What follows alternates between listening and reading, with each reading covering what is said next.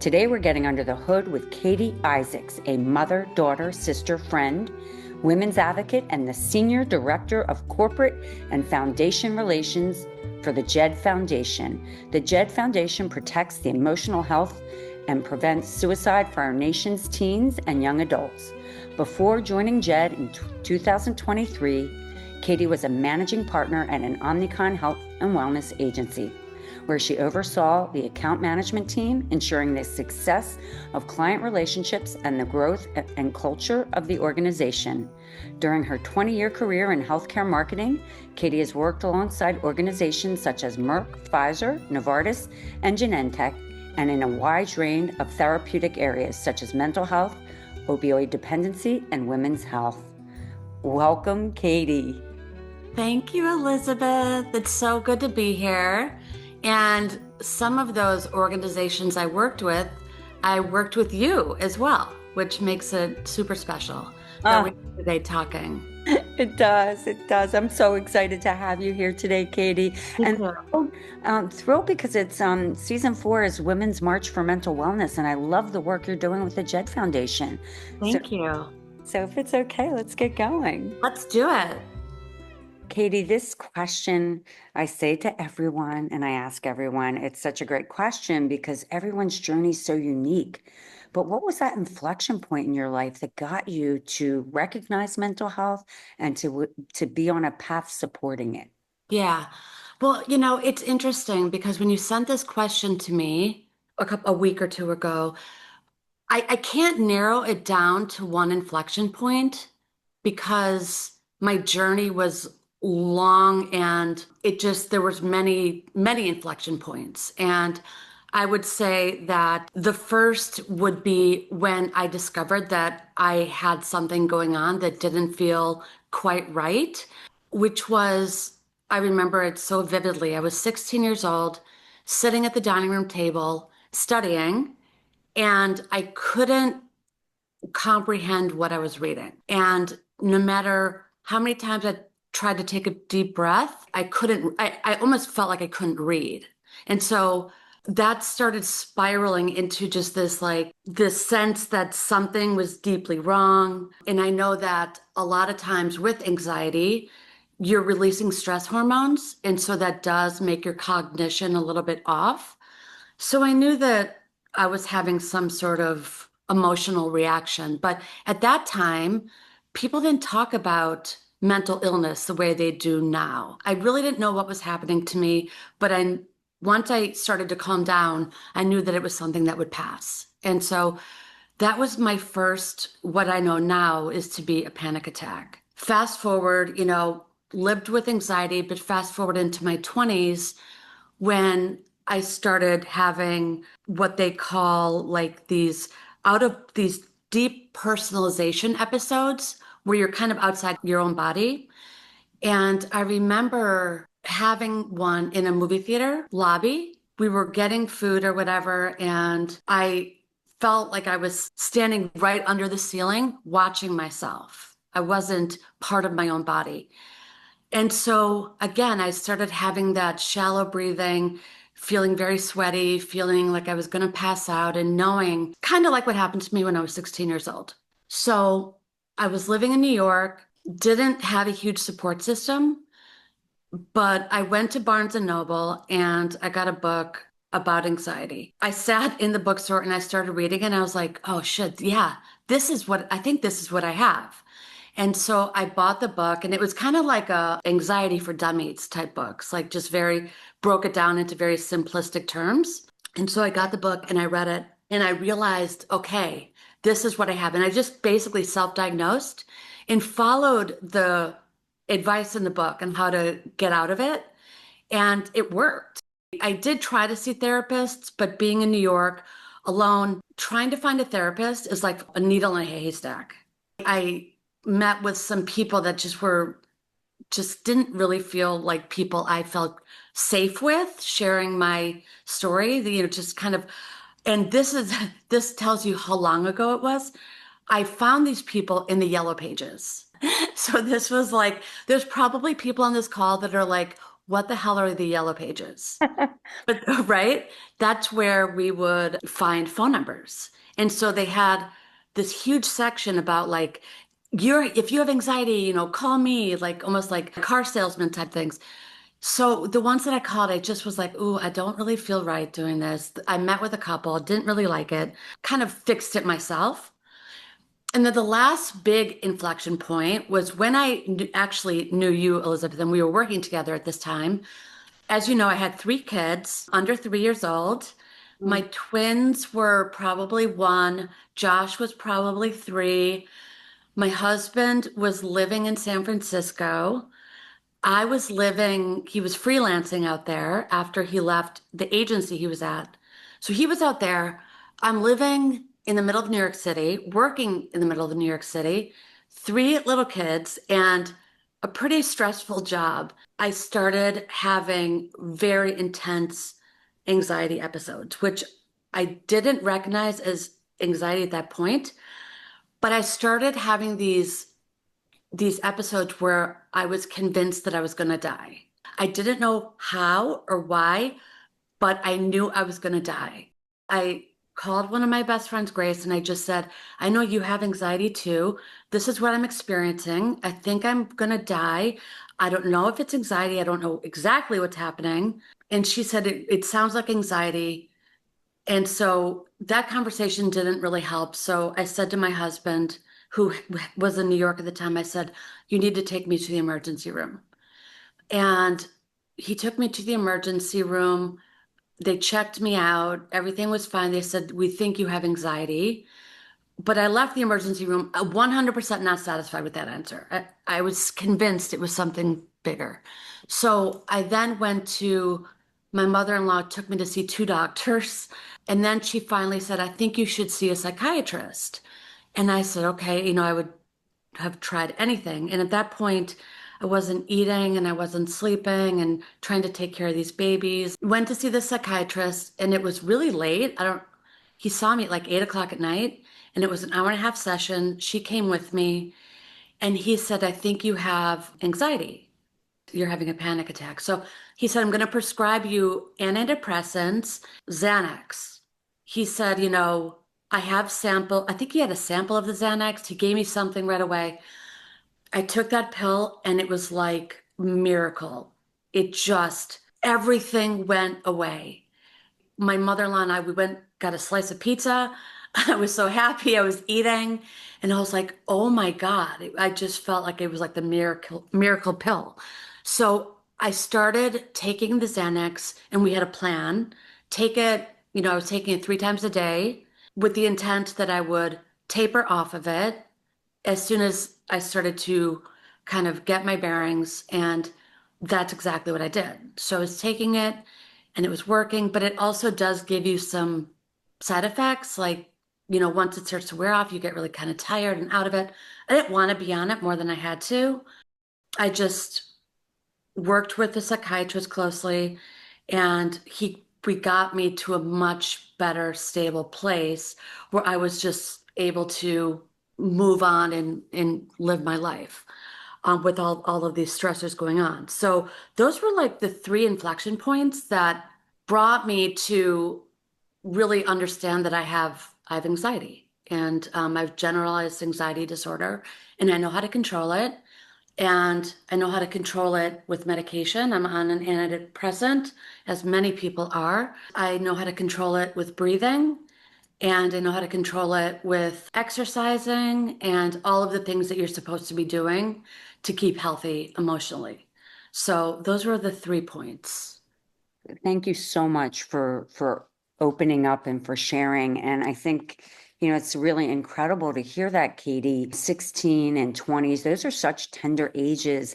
And we know those are huge transition points where mental health challenges start to surface. So, so it's not unusual that it surfaced. It's just, and I have to applaud you for taking in your 20s, for taking that initiative to going and getting the book. I remember in my 20s, I'll just say this much. I went into therapy. I did one session at NYU and the guy was bobbing his head and I just didn't connect. I was like, yeah, this isn't work. I can go talk to myself if I'm better off helping myself. So I can so Yeah. to that. And I really appreciate that you did that. And kudos to you for figuring that out. And I want to acknowledge, 3 children under 3, twins. I know because we worked together. And P.S. I never knew this was going on, just so you know. Yeah. So you masked your challenges and had a very, very high pressure job, and you performed beautifully. Your kids seemed happy, even though you were suffering. So I have to say that I celebrate you because that's just amazing to do that. And I think that's an interesting point when we think about women around the world, is we just show up these big giant shoulders despite what we're feeling. I think that's a really important that you shared that and that you're giving that acknowledgement to other women. So, Well, one thing I do want to say to piggyback onto that is that, yeah, I hit it and I performed what you thought was beautifully. I appreciate that. However, we need to get to a point in our culture where it's okay and it doesn't have that stigma. And I could show up and say, I'm not okay and I need help. I need time off. I need something. But I don't think we're there as a society yet to be able to do that. I think we're getting there, but I think we need to get to a place where mental health is health.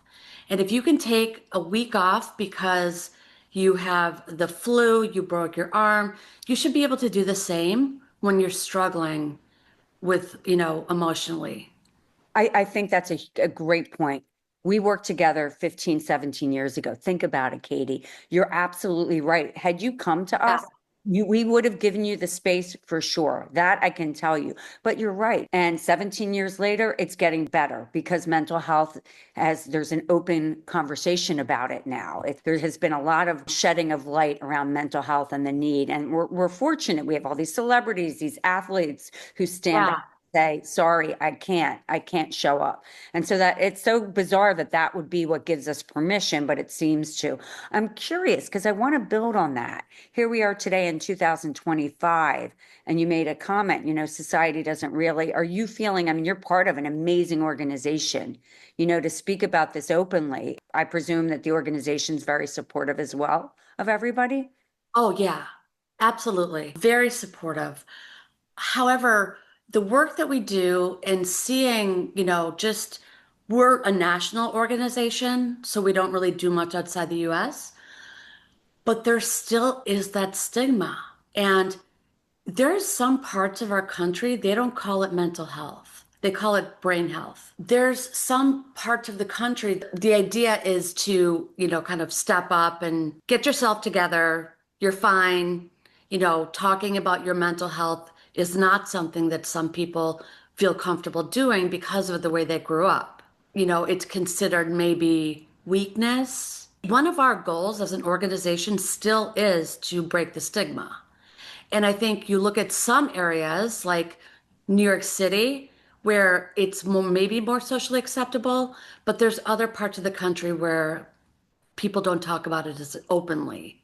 As I see, I mean, this is my experience, my journey, my life, where my kids go to school. It's talked about openly. My kids talk about mental health with me, with their friends. They use words and expressions that I'm just so surprised how aware they are of their own mental health and each other's mental health. It makes me really happy to be part of a community where that's okay and it's important and it's not made fun of. And this goes for boys and girls, which I'm seeing because I think oftentimes boys can be emotional issues per se are considered more of a female thing where boys are, maybe taught to be strong and work through it. And I don't see that in my community with boys. And I think it's important that we recognize that mental health challenges exist in boys as well and not forget that. Yeah, no, I think that's critical. And I think you are very fortunate to be in a community that is so accepting and has basically taken the shame out of that conversation. I do Yeah. You know what, Katie? I do want to go back because I feel like I missed something. When we were talking about you having three little babies, so not just one, twins and a baby, a 3-year-old. So, 2 years apart. I want to say something. Another thing that we didn't talk about that back then was postpartum depression. And I'm bringing it up. I don't mean to circle back and we'll go back Oh, to everything you're doing now, but it's really important to acknowledge that because not only it was maternal mental health week and it's maternal health month, it's also mental health awareness month. And I think the confluence, if you will, that period of time after having babies when our hormones are just so out of whack and unbalanced. And I think that what happens is we don't recognize some people come out of it. You can't even, I was just having a conversation, the last podcast with Christian Brathwaite, a double board certified psychiatrist who had profound depression, postpartum depression. And she couldn't, like, it took her a while to diagnose it because when you're in it, you don't yeah. see it. And so I think that there might have been that on top of anxiety. So you might have Oh, seen the anxiety come back, but you might have been, you might have had a natural proclivity towards it because you have anxiety in you. So, I would love for you to share a little bit about that, giving women the permission to say, hey, I might have that. I need to step out and be seen this way and understood because it's something that we can't even put our fingers on. You know what I mean? oh my gosh. So, yes, yes. It's hearing that that doctor couldn't self-diagnose because there's not enough conversation about it, and it's starting to be recognized. But another interesting thing about postpartum is that after we have kids, we see our OBGYN. And so it's almost like the OBGYNs need to be trained to really look for postpartum and to make sure they're asking the right questions. And I don't think that they are. My OBGYN never said, how are you doing emotionally? Like, how's your mental health? I think it needs to be along with every other question we're asked. Are you breastfeeding? How are you healing? How is your mental health? And I don't even think we're there yet. I mean, my kids, it was 13 years ago, but I absolutely was having hormonal changes that impacted my mental health. It's hard to explain how I felt because it wasn't, I've had moments of depression and I know what anxiety looks like. You just feel kind of strange and lost. I felt very lost, and especially with the twins because there was so much demanding of them. You try to get them in sync with the feeding and the sleeping, but when one's over here, one's always over here doing something else. So it really took up a lot of my time, which might have been a good thing because it was keeping me distracted. And one of the ways of coping with anxiety is being very distracted. So I knew that I didn't feel quite right emotionally. And then you look at your body and you're like, oh my God, what is happening? I remember looking in the mirror and I was just like, is my body ever going to look normal again? And somebody once said to me, like a week after I gave birth, she said, you had the babies? She was in my house. And I said, yeah. And she said, oh, you don't look like you had the babies yet. And I was just like, how dare you? But not to, Clearly derail. never had babies. What's that? She clearly never had Oh, babies. she did. I just, Oh yeah. my goodness. It Who was would just a say major that? faux pas. But that even triggers the mental health. Exactly. Your body's changing. Now you're taking care of these, my twins were 4 pounds and 5 pounds. So they're so tiny. You're so worried about them and you're struggling yourself and you're trying to get yourself back together and you're trying to just show up for your other kid. It's a whirlwind. I remember calling you guys at our agency and I was begging to come back early because I couldn't take it. Yeah. And I remember that back then, we didn't have Family Leave Act, but I had, like, I think 8 weeks paid or 9 weeks paid. And then I went back to work and I missed my kid. I love Of the course, baby so yeah. much, but I was so happy to get out of the house because it just it's a lot. It's a lot. And having that space to separate and be self. Yes. being mother is really important. And I And don't know if you felt, I felt so lonely right after I gave birth. mm, I just was like, I didn't know who to turn to. I just was like in my apartment alone with these babies and just feeling like lost. So I agree with you yeah, I think. that definitely contributed to the anxiety. And you know what, Katie? I think you hit on a really important point, which is our OBGYNs having that conversation, making mental health part of that follow-up. How are you? How are you Yeah. not just healing physically, how are you healing emotionally and mentally? And then also being prepared. And it's interesting because the psychiatrist I spoke about, Dr. Nicole, amazing woman. She actually now specializes in perinatal and postpartum care, mental health care, as well Oh, as trauma care. And she's phenomenal at it because of her profound experience. And so Katie, I'm curious as we move on in your life. I know can I you're just say one more really quick thing to that? If you're suffering with postpartum, you go to your OBGYN, there's an acknowledgement that there's something not quite right and maybe you should be maybe taking some sort of medication. Is the OBGYN then supposed to send you out into the world to now take another thing on and find a psychologist or psychiatrist? Who has the mental bandwidth to do that? If you're suffering with postpartum, you have a new baby, now you got to go find somebody to help treat this postpartum. I would imagine most people are like, screw it, I'm not going to do it. I'm just going to suffer through because they don't want to have to take that on as well. So, I think that's a great point. Is just adding one more thing to the list to sort of have to figure out when there's the overwhelm of being a new mother. And even if it's not a new mother, the mother of twins after having a child, or the mother of a third child, or the mother of a second child, and then working, like the overwhelm of managing the household and having to do it. And I think that it's interesting that you say that, Katie. I think you're absolutely right. Then there's the other side of it. It's almost like you hit rock bottom and you need the help. It's like you have to go there yeah, when, exactly. and we shouldn't have to hit rock bottom. We could avoid that altogether where women are just put on a track. But I think going back to the big 30,000 foot question is society's perception of mental health. Then if you go into the niche category of postpartum care and mental health during the postpartum phases, I mean, Nicole, I can't of course quote the stats, but when you think of the rates of postpartum mental health issues that can lead to suicidal ideation and all of that, it's, Oh my God. and so, yeah, and so it's something that needs to be addressed. And I think it's interesting, do the OBGYNs sort of have some way of, whether it's their practices of Yeah. of referring you into a space where it makes it a little easier for you. I heard somebody once say that postpartum was a way because the attention's going to the baby and it was the mother's desire to get the attention back to her, which is really frightening. Everyone's caring for the baby who cares for the mother.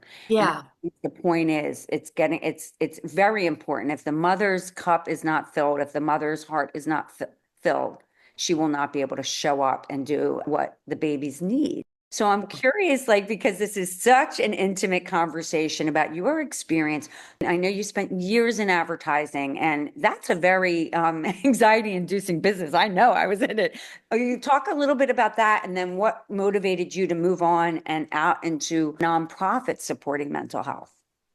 Advertising, when I left, I thought, I'm gonna miss it so much.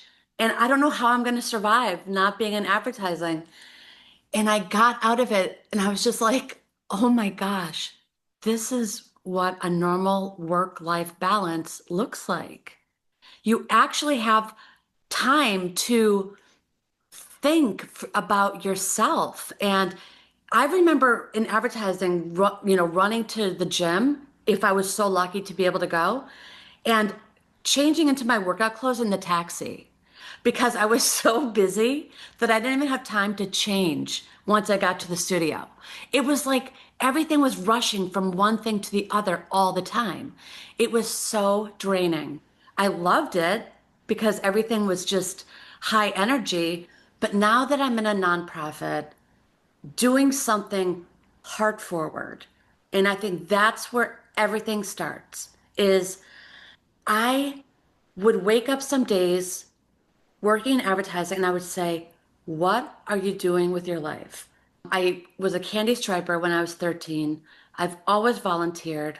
I've always wanted to help people. It's just something that brings me a lot of happiness. When I knew that I was going to be transitioning to a new industry or something different, I was walking in Central Park with my oldest son, Josh. He was probably 14 at the time, so wise beyond his years. Mm. And I said to him, my mom has always pushed me to do nonprofit work. She said, you're just perfect for it. You care so much, and I just think you would get so much satisfaction. And so I've known the JED Foundation for many, many years. I said to Josh, I said, what would you think about me? And we were just kind of brainstorming, and I said, about me working at the JED Foundation. And he said, I love that idea.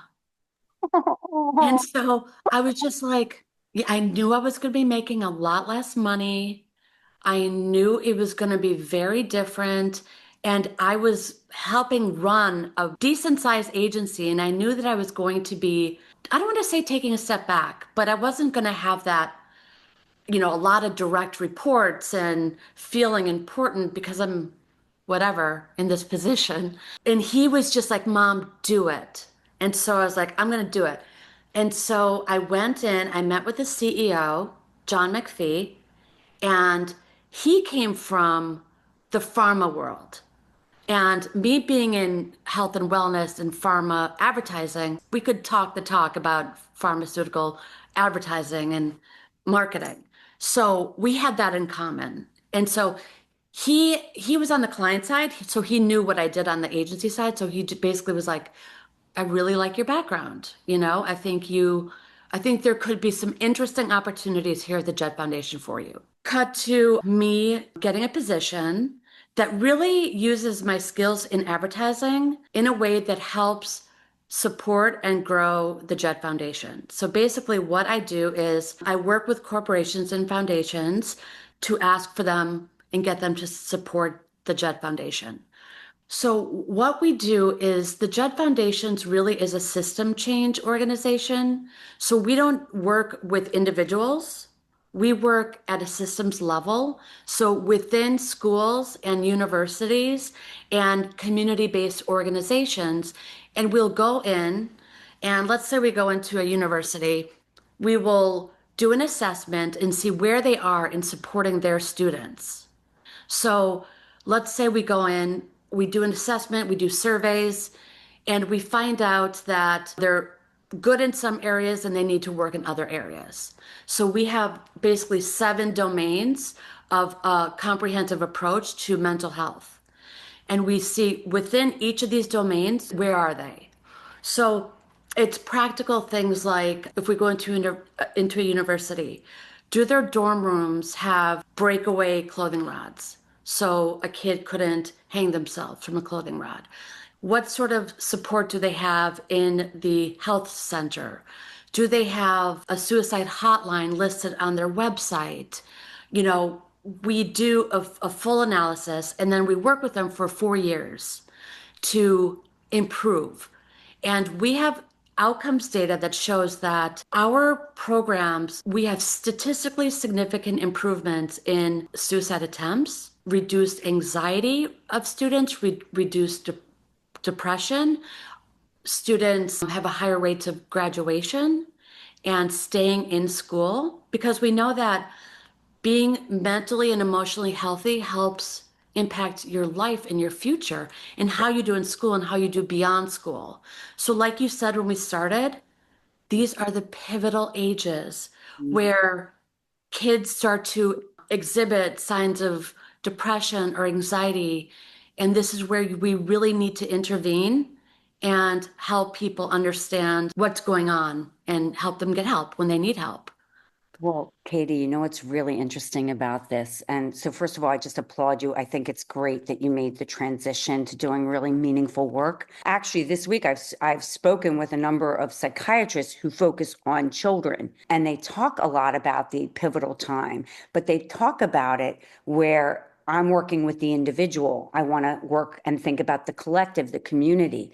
But if I could, and I had the resources, I could be part of a company that addresses this at a system level. So I think the fact that the JED Foundation goes in and deals with the toxicity at a system level and breaks down and figures out strategies, tools, all of that to support the ability to be mentally well. It's fantastic. I mean, you couldn't ask for better. If the students, if the children are getting the help on a one-to-one level, and then the system's protecting them as they go into these different stages of their life, into different environments, universities, what have you, you're creating the safe space for them to live and breathe and be able to show up as students. I think parents, if they have children who have challenges, would be more thoughtful about things like that. But I think until you deal with it, until you're in it, you don't understand that having these structures in place to support your children are critical and essential in terms of their ability to function in a way, right? Well, and if you think about where students are, where young people are for most of their days, it's in schools. So it makes sense that these boundaried communities have an eye towards the mental wellness of students. What I also love about working at this systems level is that we help them make changes. It's a 4-year program in universities. At the end of the 4 years, we do another assessment to see the improvements, and we always see incredible improvements. But those improvements then translate to improvements for the future as well. So it's not just that class of students. We make changes, positive changes that impact the future, classes as well. We're in colleges, we're in high schools. Now we're also going into school districts. So pre-K to 12. I love it. You can't go school by school. It would take us a gazillion years. But going into the district level, where one district could include 20 schools, we're getting more bang for the buck, you could say. I love the work. We work with youth ambassadors. It's so rewarding to know the amazing work we're doing and to actually have incredible outcomes data and to be part of something that I care about, which is obviously young people, our future, and mental health. Because I've been there, I've experienced it. I know how messy it can make your life feel and how great you can feel it once you get that stuff sorted out.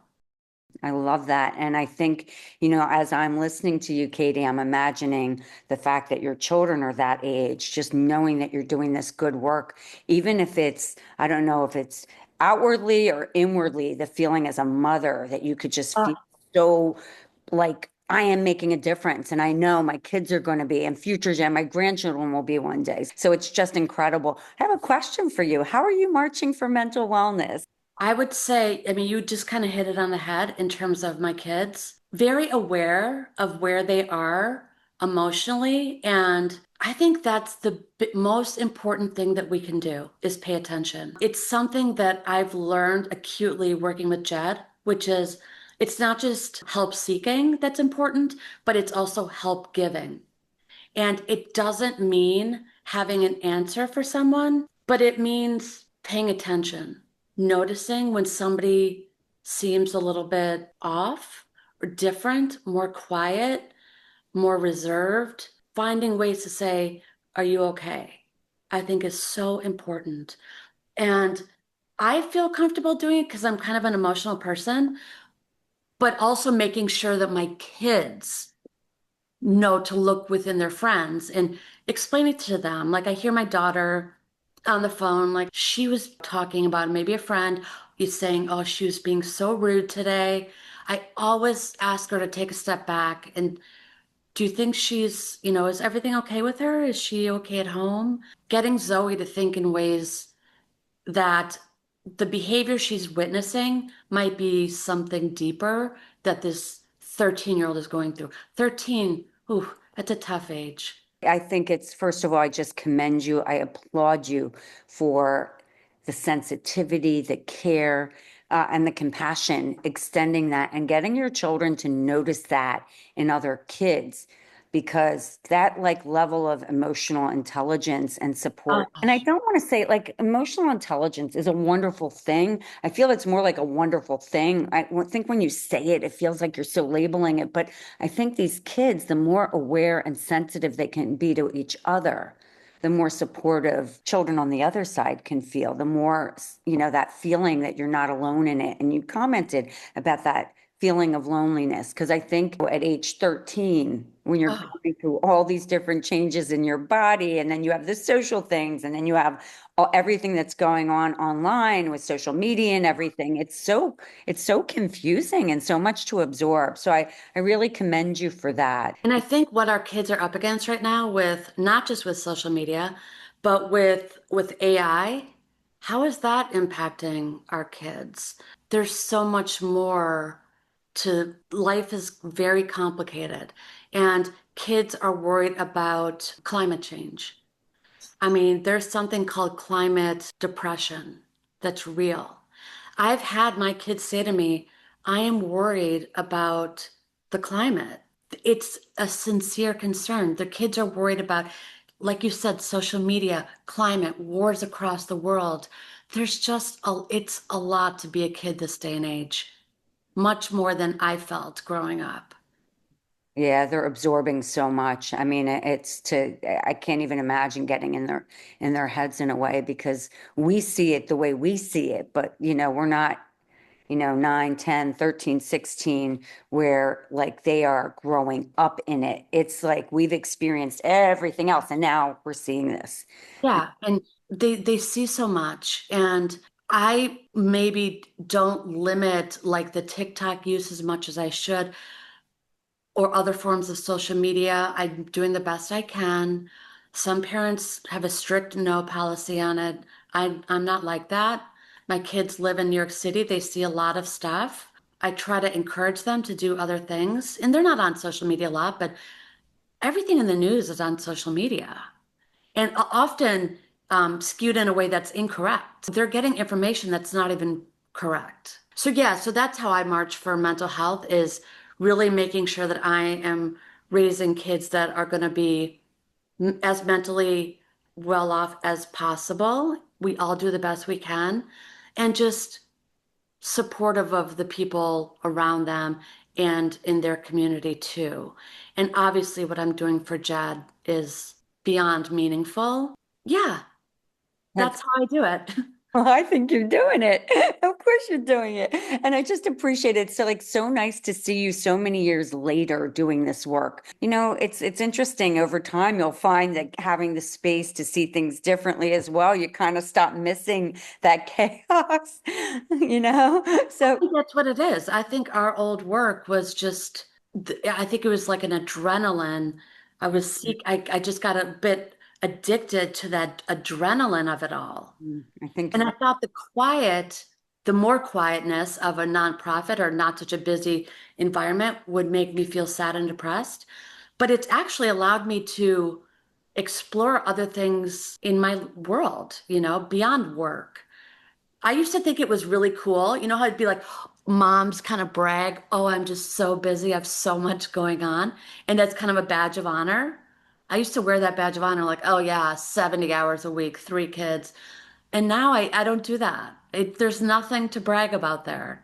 It's kind of sad. I mean, no offense to working moms. And listen, We're still working. We're just doing different oh, work. but people who work that hard, it's just, yeah, it's not for me anymore.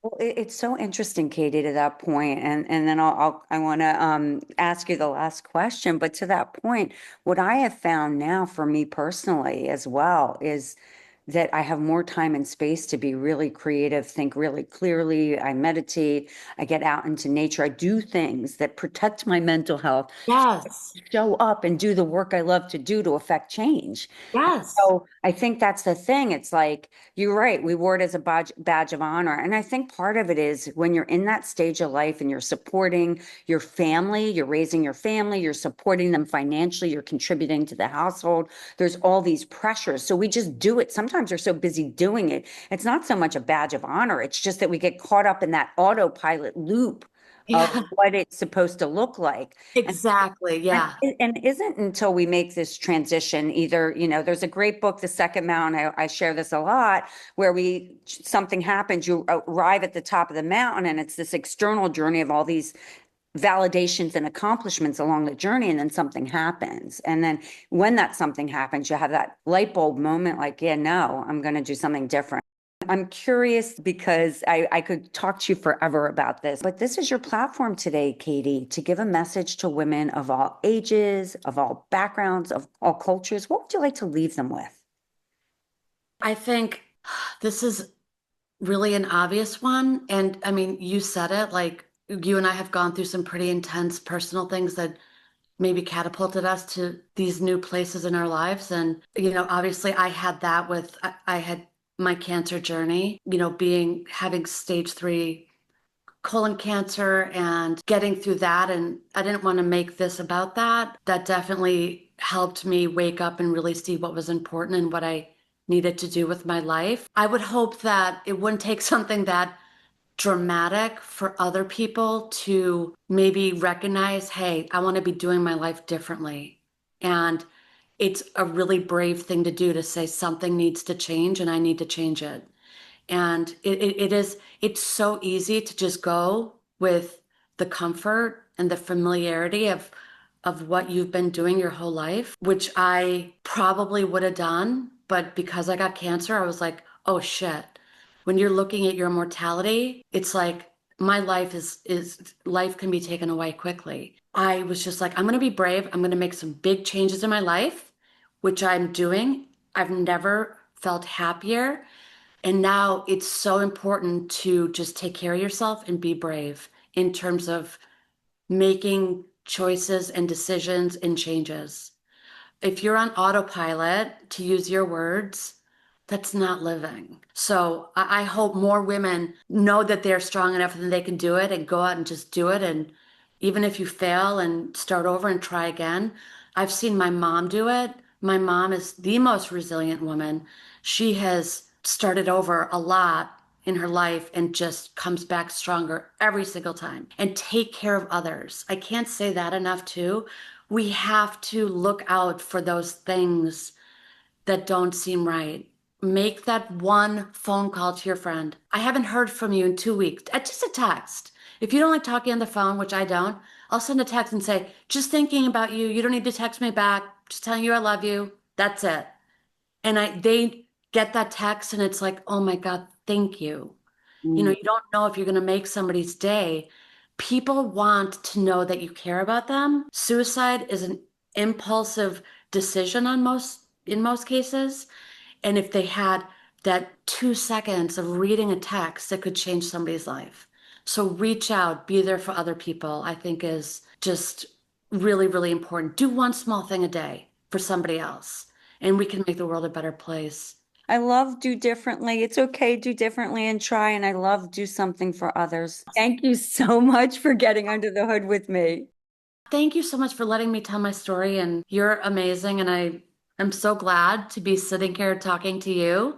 You always contribute so much, and I always just feel really energized after we talk. Thanks for listening to Under the Sisterhood. If you haven't already, please give us a quick rating and review on Apple or Spotify. And make sure to follow us on Instagram, Facebook, YouTube, and LinkedIn so you can hear from more amazing women. This podcast is created and hosted by Under the Sisterhood LLC and Elizabeth Elfenbein, produced by Elizabeth Elfenbein and Matt Butler, and edited by Matt Butler. The music is by Ayla Schaefer.